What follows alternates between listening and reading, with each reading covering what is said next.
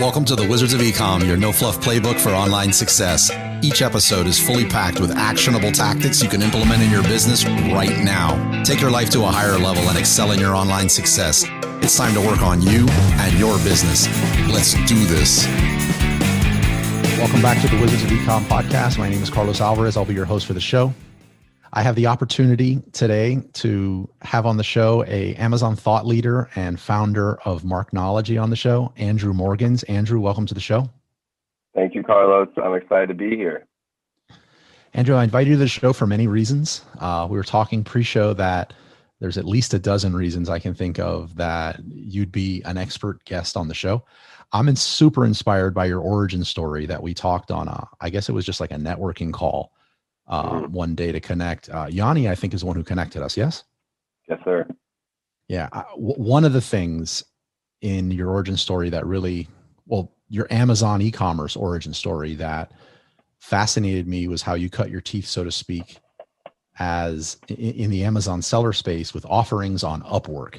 So there's this stereotype there. And I feel like going from Upwork, not demeaning it, but going from Upwork to being an Amazon thought leader, I wanted to talk about that because you've seen it from every side, and you've seen a tsunami of change in the Amazon marketplace space. So can you talk a little bit about that? And before you get into it, I want everyone to know you're also a host on Startup Hustle, which is an absolutely amazing podcast, which I highly suggest everybody listening to this, like, pause, go download it, subscribe, and listen to. You have, like, I think it's Tuesdays, is it?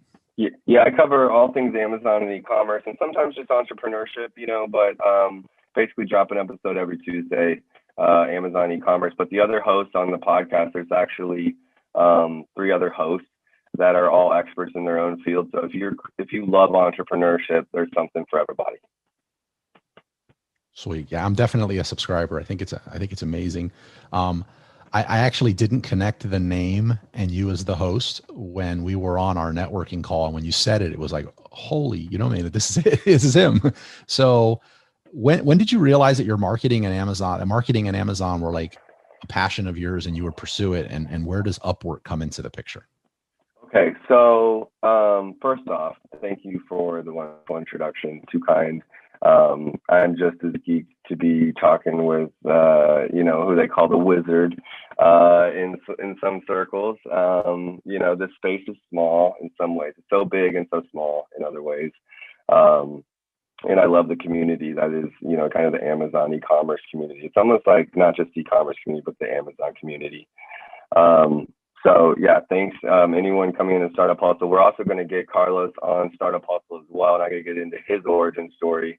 I'm super excited to hear about that. I just get kind of almost like it's Christmas when I start talking about the old days with Amazon, and the old days are like 8 years ago, 9 years ago, at least for me. And so I think I love chatting that up.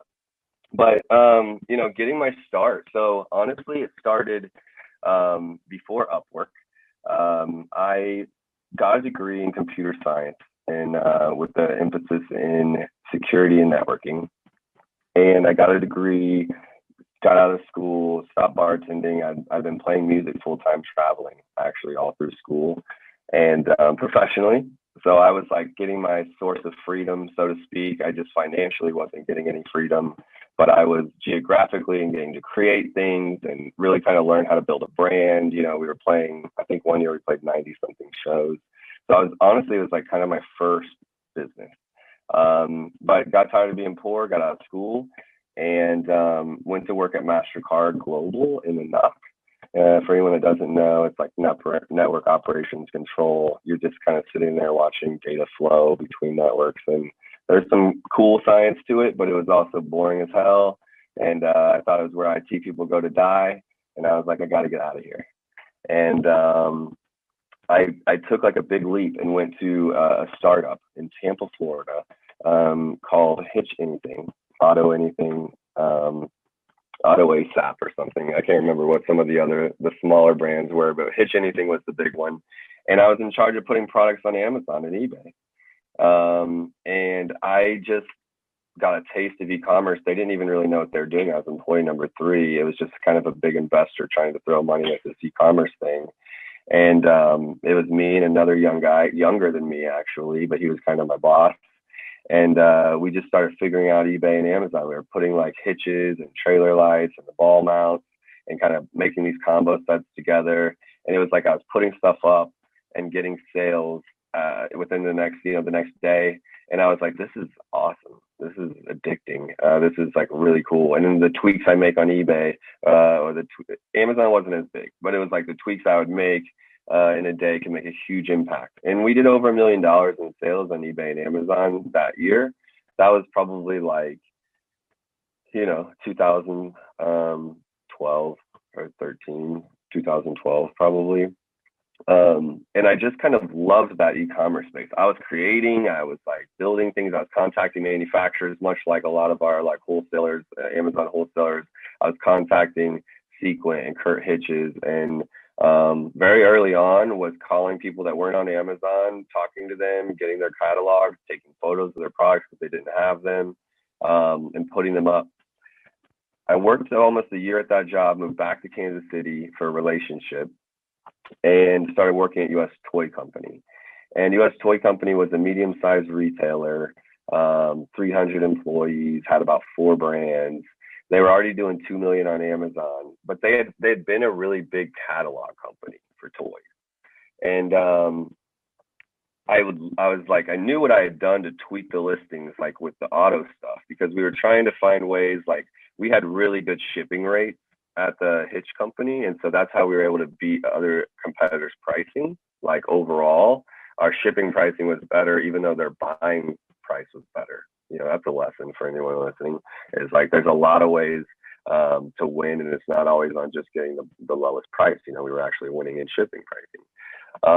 And so I came into CP Toys, US Toy, and I saw that, we were missing photos. We had photos that were made for like catalogs. They didn't have back-end search terms, and the advertising wasn't being touched really. They had like a programmer sending a feed from their website to Amazon, and I was like, this just isn't good enough.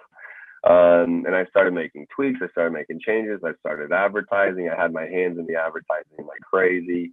A lot of people would say, Amazon, Andrew's an advertising expert with PPC on Amazon.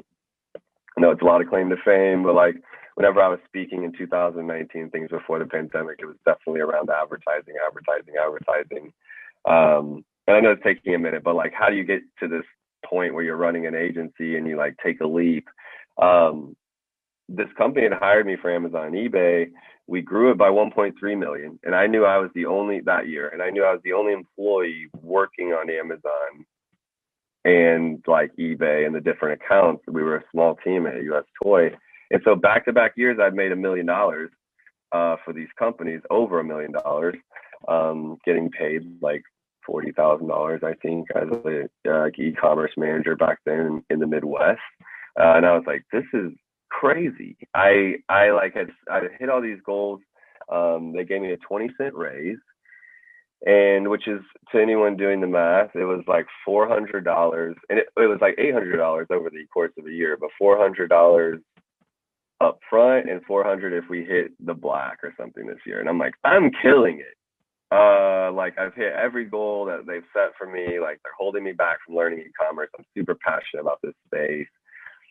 I was going through a breakup, and I was reading some financial blogs on like how to like really get a hold of your finances and things like that. So I just was like looking for something to occupy my time, I guess, going through a breakup, and I was like frustrated at work a little bit, and I wanted to get ahead. And so it wasn't Upwork, actually, it was Elance. Okay. And Elance got bought by Upwork. So I just call it Upwork now. But it was actually, I was on all of the sites. I was on freelancer.com, elance.com, Upwork. I wasn't on Fiverr because back then Fiverr was still like only $5 projects.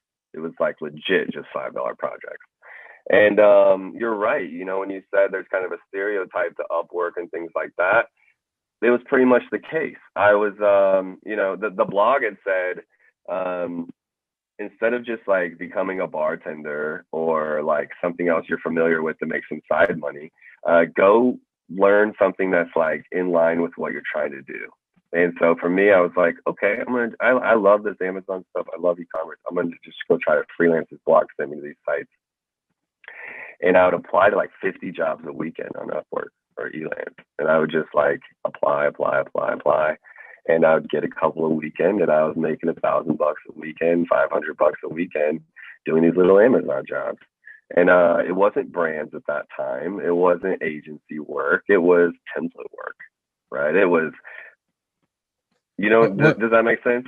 Yeah, absolutely. But like, let me ask you, did you go in as like, I'm willing to beat everybody on price, as like, I'm the lowest offering, give me a chance, when you started your Upwork profile? Or were you pricing at a premium? Oh my God. I was at $200 to upload products, a bunch of products, or like $300 a month to run their PPC, or $250. I mean, I was at $10 an hour, $15 an hour. There was no ballpark for what we were doing and what it was worth. It was literally, I became top 10 in the world on that site because in the marketing category. So there was no Amazon. It was a marketing category. And I was the only one that was US based doing Amazon work. And so I was literally just trying to pay bills. $300 for me was like a good chunk at a credit card or something, right? So I was like, okay, that's an extra payment on that. Let's go. And I was seeing those as wins. And I mean, honestly, if you broke it down by hour, because I didn't know how to do any of that stuff, the template work, or like there was one where a seller had 700,000 ASINs, and I manually got the ACOS under 15% and advertised on all of them. $300 a month. Yeah. So, but at that time, I just got a 20-cent raise. My paychecks weren't that much. I'm making, it wasn't even like I didn't get to the monthly retainer for a minute, but it was like these little projects of $500 or whatever. And the people in those early days that were looking to hire people were not brands. They were private label sellers. They were really maybe like people that weren't strong in brick and mortar or some of these other channels, and were really looking for any kind of channel to grow their small business or whatever. These were the early adapters of Amazon, people buying UPCs. No one was doing it the right way. And PPC was the main driver for everything, back then, as far as like, and it was the review giveaways. If you remember that, like you would just give away a lot of product to rank and launch products. That was just like the known thing. Thomason.com. Yeah. I mean, yeah. I love to review. Viral launch. I love the review. You know what? But whenever that stuff started clamming down, I'll just say, like, I was so happy because I believed, I was like, in my mind, and there was no one putting out content, Carlos. There's no one putting out like positive Amazon content. It was all negative. So if you did any research on YouTube, if you looked up blogs, if you looked up anything, it was all like, Amazon's bad for this. Amazon will do this. You can't sell here. They're going to steal your product. Like, just negative. So there wasn't this move to the space. Everything was having to convince people, to be there. All those review sites, whatever, were trying to hire me to write them blogs. I was on Upwork, and I'm like, I'm not writing this stuff. But so in that stage, would you, or anywhere that you've covered so far, would you say that you had any mentors, or were there any courses or podcasts that you feel attributed most to your successes? Zero. I think there was people selling on Amazon, private label sellers, wholesalers making lots of money. I didn't know about them. I didn't hear about them. I didn't know about them. I didn't even know what the word entrepreneurship meant. I'll be honest. I'm a hustler. It was a side hustle. And it turned in, I was also really passionate about it. It wasn't the money. I was like passionate about e-commerce. And I was like, I felt like what I was doing with US Toy was incredible. I could possibly save their business if I helped them figure out the online model, because the catalog was dying, their brick and mortars was dying. And, there was actually a light bulb moment. It was a mixture of like not getting put on by the company to continue to grow as an e-commerce manager. And I was like telling them all this stuff to do. And someone would, like the CEO, would go to a conference and come back. And, 6 months later, tell, like, this is what we're going to do. It's exactly what I've been saying. And I'm like, what? This is exactly what I've been preaching. It was a mixture of that, and it was a mixture of getting Adidas as a client. Okay, so I worked on an Adidas project. Can I talk about that one for a second? Heck yeah, but where do you meet Adidas? On Upwork. So Adidas was searching Upwork, and you're the only person in the US. You probably have a ton of reviews, and you can see a lot of experience on your profile. How does that work? Like, they reach out and say, "Hey, I'm Adidas." So it was actually like a marketing company that was white labeling. Oh, so they were like, they would go find these people for these companies. So they actually like white labeled me to Adidas' main company. Adidas had a, $20,000, $30,000 a month marketing partner. I don't know. And they had just bought a company called Adidas My Coach, which was like the Fitbit type watches and stuff. And they had just acquired them. So I was actually working with the Adidas My Coach team on the uploads, and I was uploading new product. And back then, Vendor Central was the only one that had A+ pages and things like that. And Adidas kicks Nike's ass on Amazon. We all know that, right? But like, since I've worked with Adidas and I've yet to work with Nike, I'm just going to say that, step your game up, Nike. But Adidas had like this amazing content. So early on in my career, I saw the value of branded content on Amazon, I think way before so many other people. And because I was working for Adidas, instead of like doing private label or these things where you don't get these control arms, like brand registry or the ability to do these things, because a lot of people would never see that if they weren't on Vendor Central, or it wouldn't be part of their plan. I saw what messing with those pages did to the data, and I was like, ooh, cool. A+ content or EBC, A+ content was $1,500 back then, right? Like per page on Vendor Central. Mm-hmm. I wonder how many people to this day, private label sellers, would stop putting, because they don't understand the value of it. Like, they would stop putting A+ content on their page if Amazon said on the Seller Central side, look, we're charging $1,000 now to do this. Like, do you think most people still don't get the impact that this branded content has? And they would say, I'm not doing that. I speak candidly. I'm not trying to be PC across the board, Carlos. I'm just going to say it how it is, but in my mind, people just have no idea what the real data means and how it all works together. They've got an idea, they've got some hacks down, they've got like some strategies that have worked. But 9 years in, having worked with over 300 different companies and different models and different product lines, and I know you know this, but like, once you start interpreting that data at a high level and you get the keys to be able to change the results to get different data. Like, you get to be able to change out the photos, and you get to be able to change out the copy. And that's why wholesale in general, one, I didn't have capital to go into wholesale. I was in debt from a divorce, a breakup, and was trying to get back on my feet. So the service-based model was like my way in. And the other one was, once I got a hold of brand registry, even 1.0, I didn't want to look back. I mean, I just saw the results of like video or these extra photos or being able to even change a bad listing. And I was learning through US Toy's eyes as well, which was a company that was dealing with map pricing, resellers.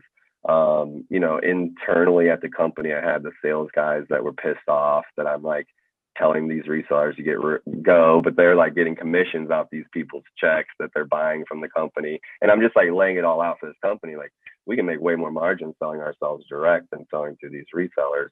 And so I was seeing these problems and these challenges, and these were the things that I was like, all these other Amazon guys aren't doing this, and they're not doing the branded content. And Adidas had amazing content. So like, great photo shoots and stuff. So I was like getting access to like high quality stuff that I wouldn't get for years later till I'm working with brands that are doing that regularly or spending money to get that. But like, because I had Adidas, anyway, they brought me in. I worked on the listings for Adidas My Coach. I actually begged for like 2 months for them to let me play with the PPC, because their listings, like this agency that was working like on Adidas stuff, had the contract to work on their stuff. And it was like this, I just didn't understand, Carlos. It was like they needed to spend $100,000 in December, or, you know, 100,000. Like if they didn't spend the budget, they were going to lose it. But I didn't have a business acumen at that time. I was like, why would you waste this money? You know, like, let's optimize this. Why are you wasting this money? We have a 300% ACoS, like crazy stuff. I begged them. I said, give me your worst product. Give me your worst product. They gave me their worst performing product the year before. I beat out that agency by 250% on that product. And it gave me a lot of confidence. I didn't make tons of money on that Adidas project. Okay. I didn't keep them as a retainer client. But I saw that there was a company that even I, as a basketball player, athletic guy, I knew this brand Adidas, like, and I'm like, a company like this needs me. And I don't even know anything. At that point, I didn't even know anything.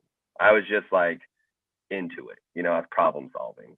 And it kind of was just a light bulb moment. I worked with a couple more brands through Upwork, because that was the only way. There was no Amazon agency. So if these companies like were embracing Amazon, they had to go find freelancers. They had to go find someone internally that was going to take it on. And that was like light bulb moment number 2. One was the 20-cent raise that just disrespected me, in my opinion. And then 2, I started working with Adidas, and I'm like, look, if Adidas needs this help, what about all these brands under this? And, you know, that's when I saw the opportunity, I think, to do what I'm doing today. What do you like, staying positive? So I mean, it seems like, what was that book? I think it was called, I don't know if it was The One Thing or Outliers or something. And I think later on somebody sort of claimed the amount of hours was incorrect, but there's this amount of hours that you dedicate to something towards achieving mastery. Do you recall that from one of the books? I don't know if you do, but I don't, but I know what you're talking about. You, like, without intentionally doing it, via Upwork, via these other companies, like, you got hands-on in the trenches learning. That my question, which I say this to say this question, what do you think somebody can just take a course and whether that's it's PPC or any specific thing? And I'm okay. If I have any ego, please forgive me to anyone listening. Like, I am just passionate about this space. There are some amazing people out there that know this space like crazy that will never get on a podcast. They'll never talk at a meetup. They're never going to be an agency owner. Sure. There's some OGs out there, right? That's not what I'm saying. But have they solved problems for 300 different brands across the board, doing all types of stuff like map pricing, 1P to 3P, international expansion, localization, you know, getting back control of stuff, like going to arbitration with Amazon and winning, you know, just crazy stuff. Conversion rates of 50% on some listings that have been maintained that since we launched them. I've spent hundreds of thousands of hours on this platform. I mean, 9 years, I don't know if you can do the math, but 9 years. In the early days, it was probably 100 hours a week when I was divorced and just working a full-time job doing Amazon, and then working about 40 or 50 when I was off, probably 2 years straight of that. And Marknology turned 7 in August. And, you know, I probably haven't worked less than 60 hours, you know, a week on Amazon. So hundreds and hundreds and hundreds of hours. I do feel like you can launch a product or figure out Amazon by taking a course, and continue, like, that can help you in the learning curve, like speed up a bit. But you're going to be frustrated if you think it's passive income. I think you're going to be frustrated if you think it's passive income. It's a different way to make money than ever before. It's not passive. It requires like work. It requires problem solving. It requires patience.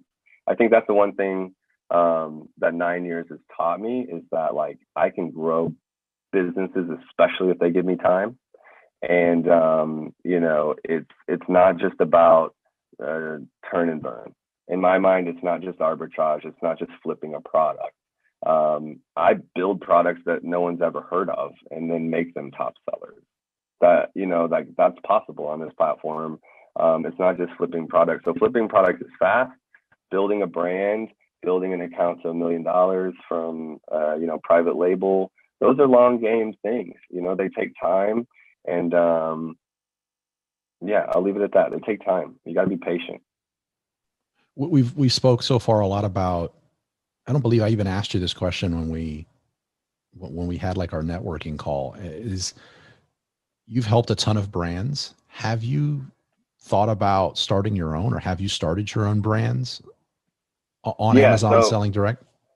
Yeah. So there's a company called Waggity. And I'm a minority owner in that one. I built it from scratch. We're on year 5, I think. We're over $1 million annually. We're starting to pick up speed. Chewy was big for us actually when we moved into Chewy. International. I've bought a couple of brands. I won't name all of them. Sure. I bought a couple of brands that I'm building, kind of refurbishing. I've failed a few times on some private label.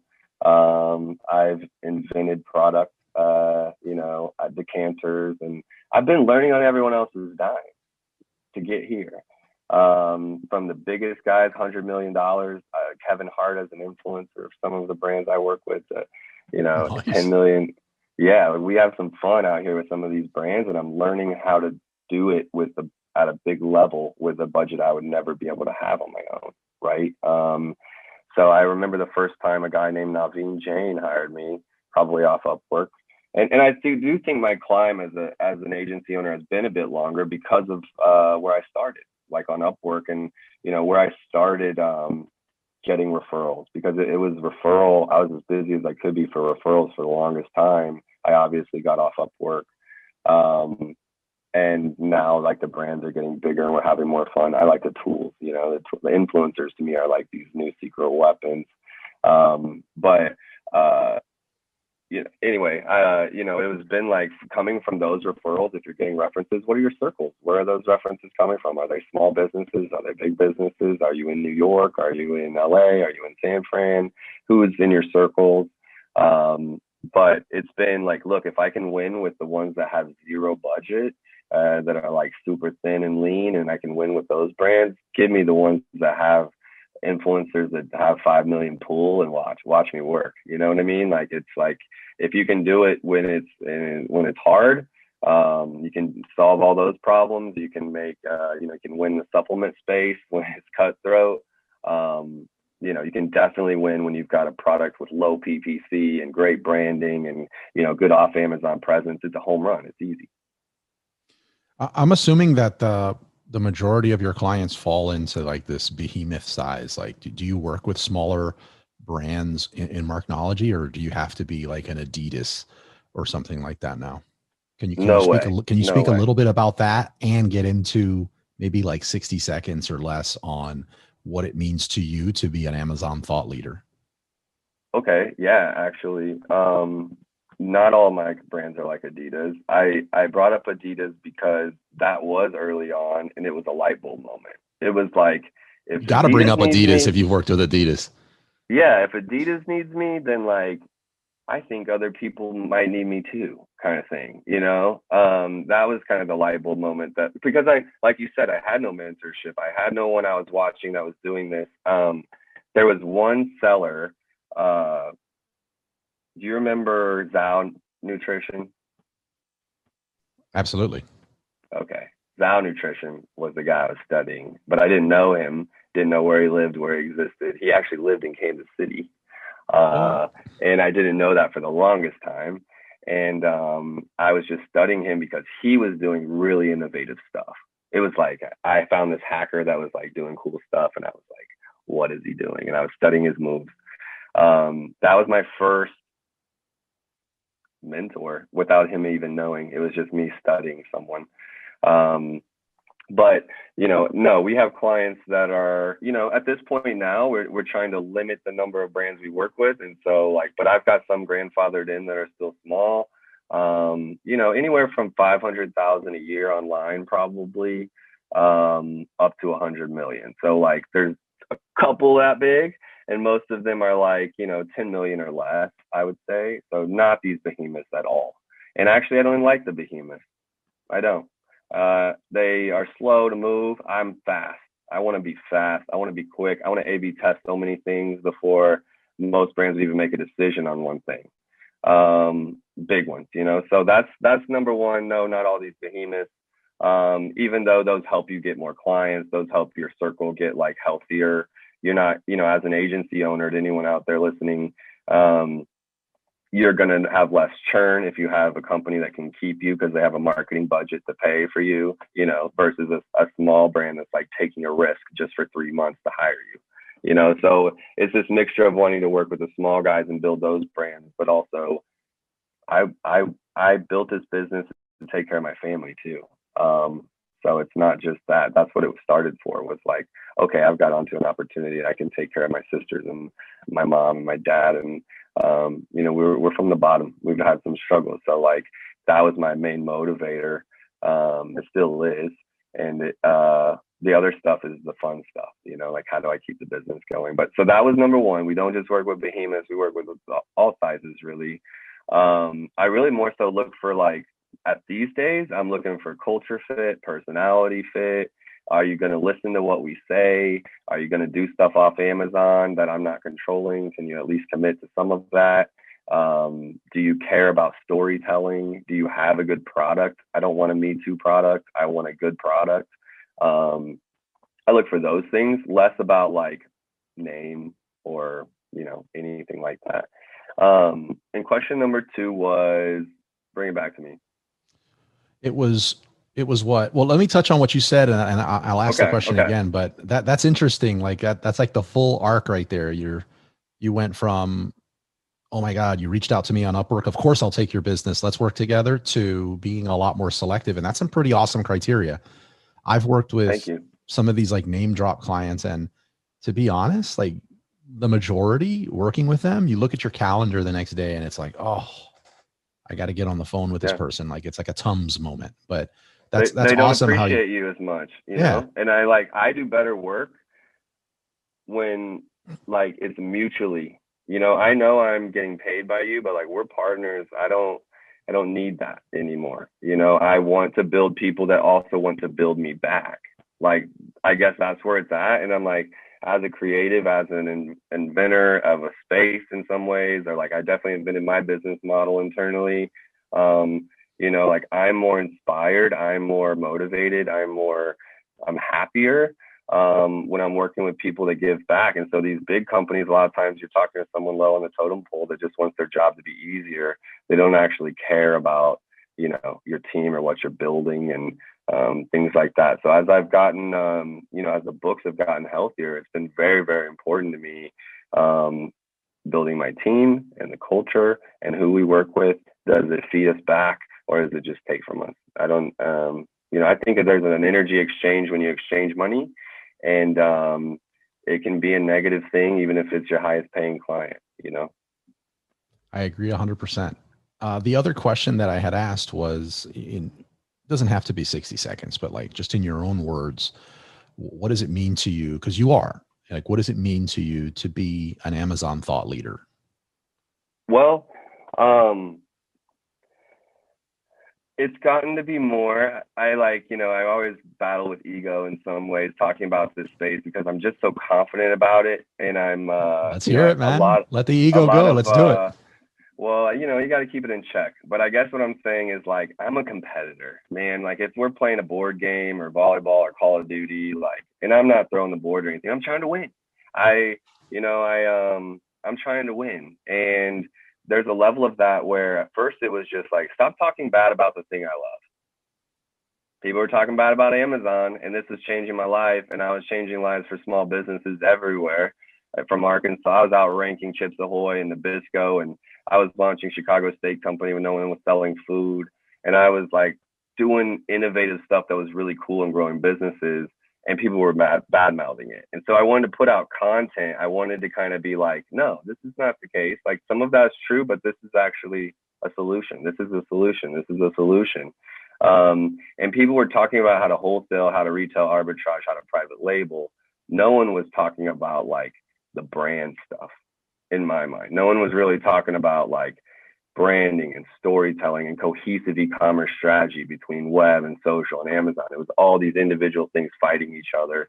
And it was really just a passion for our space to want to like educate people on what I think is the real thing. And so that's what it started out as.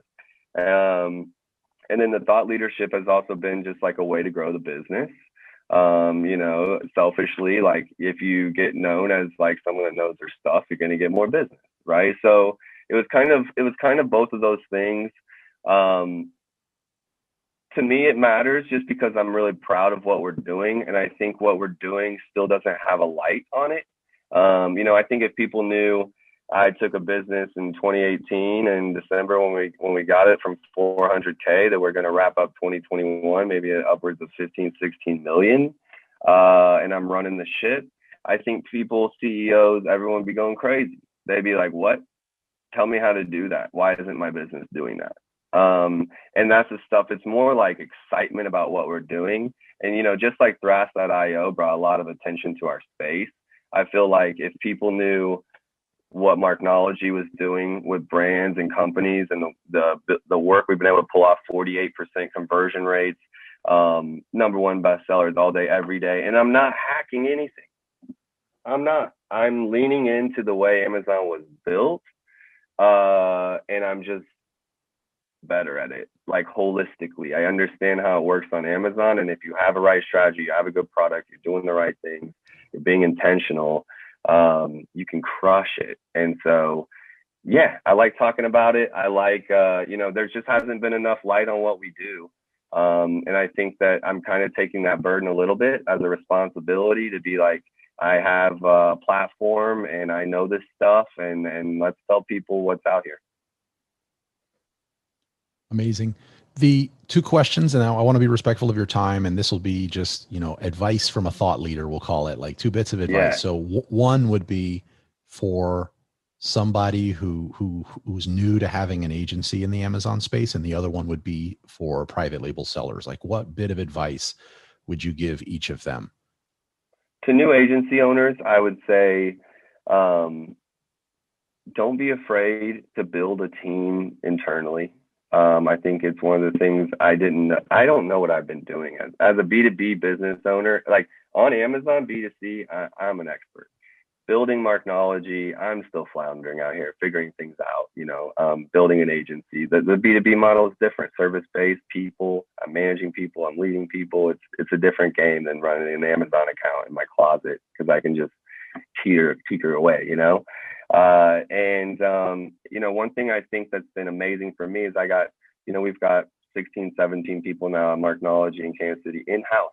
And we have a team that's collaborative, and my creative team talks to my advertising team. And, a lot of other agencies are doing the silo stuff. And I think that the VAs and I'm just saying, lean into, like, you don't have to do it like everybody else is doing it. Like if you've got, if you want to build a team or you like being around people or, just figure out your own way.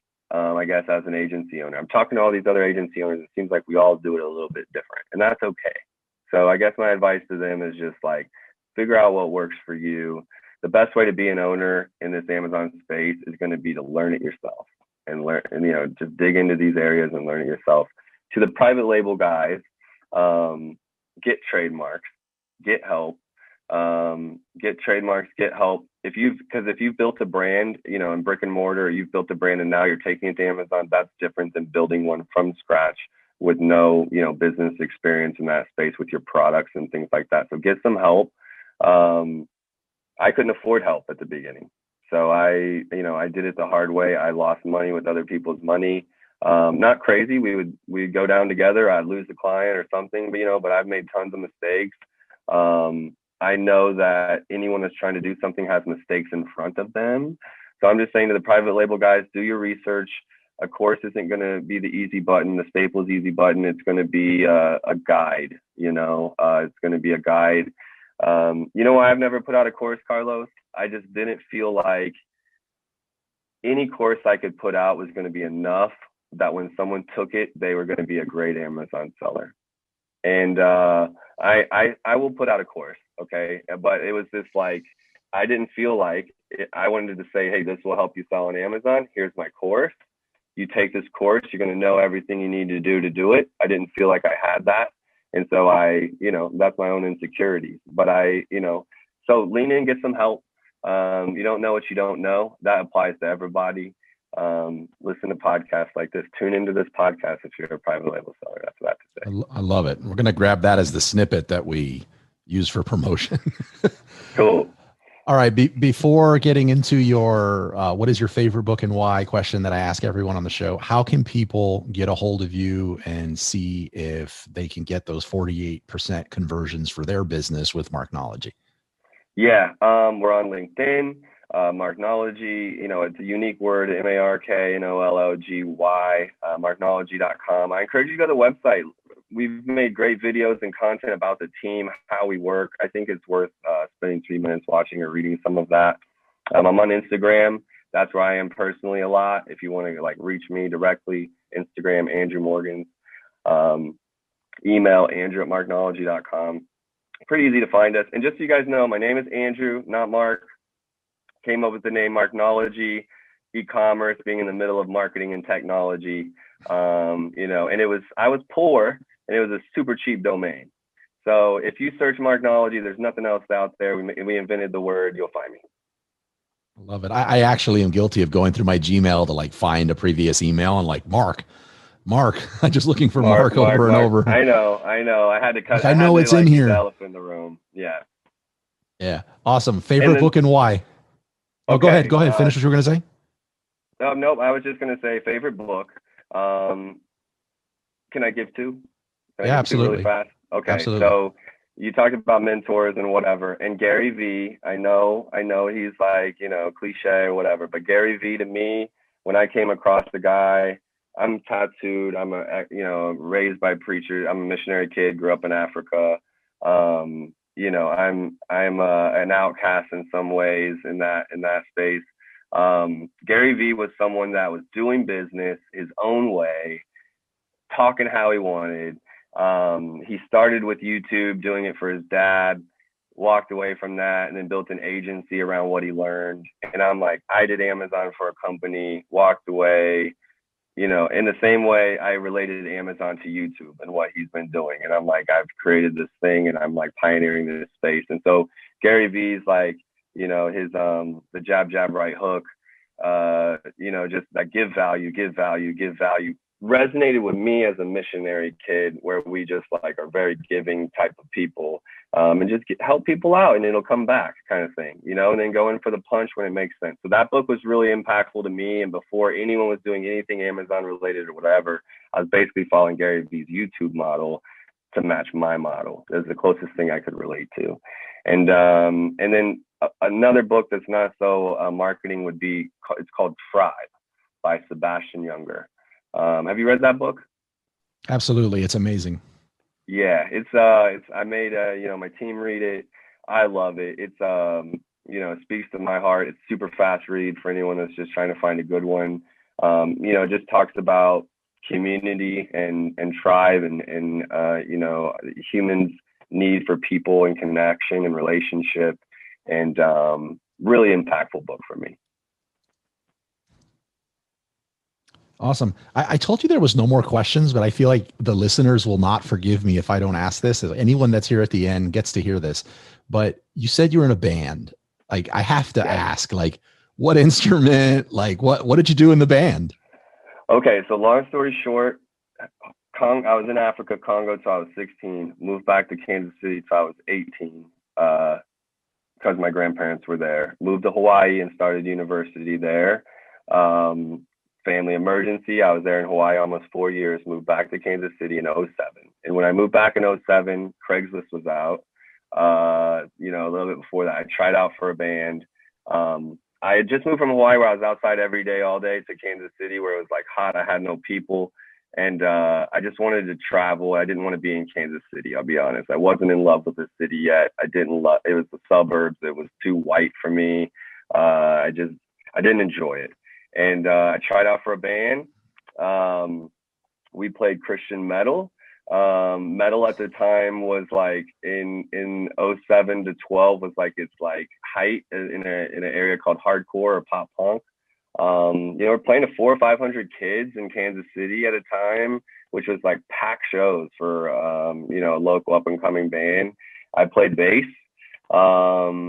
We had a ton of fun playing festivals. You know, we were doing the light show and guitar throws and like, you know, the photo shoots. I think that helped me later, like as I built the agency, understanding how to put album art together and how to bring a brand together and kind of try to how to market it and book shows and working with people.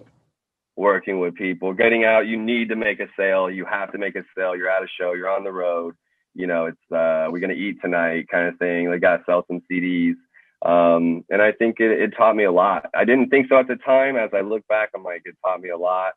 It's always a big passion of mine. So Christian metal, are we talking about metal like, you know, Anthrax or Metallica or like August Burns Red? Those are like older, but more of the like electronic now, like Day to Remember, August Burns Red, Devil Wears Prada, Under Oath. Yeah, it was a scene, and like to anyone listening, they can research this if they don't believe me or not. Like the only time probably in history that Christian music led any kind of genre was in a genre of metal called hardcore. For some reason, like the best bands in that space were Christian, and then so like the secular bands kind of followed them. So it was really cool. We were playing bars, we were playing like festivals, we'd play like Christian bands alongside like non-Christian bands, which isn't normally the case, you know. It was a lot of fun, and for the longest time, that was the only community I really knew. Was that like growing up in church, I was kind of leaving it, so it was like kind of still felt like home a little bit. Amazing. I think almost every question that I asked you on this show, I have to check myself as I'm like, that's a entirely different episode right there. So Andrew, not Mark, I know you're going to be back on the show. I definitely hope to impose on your time some more in the future for another show. Been amazing. Thank you so much for coming on, and I hope to take you up on that offer to be on your show. It was fun sharing this episode with you. If you found value in what you've heard, please show your love with a subscribe, rate, and review of the show. Until next time.